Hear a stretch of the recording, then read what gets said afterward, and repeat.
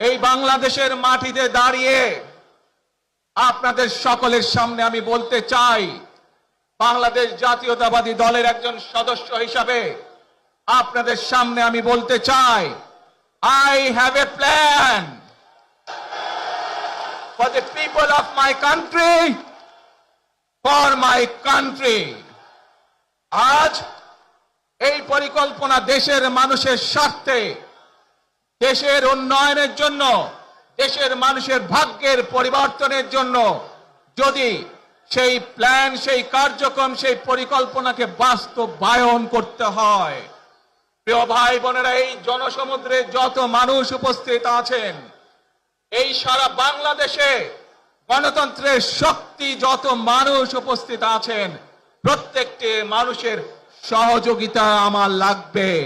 প্রত্যেকটি মানুষের সহযোগিতা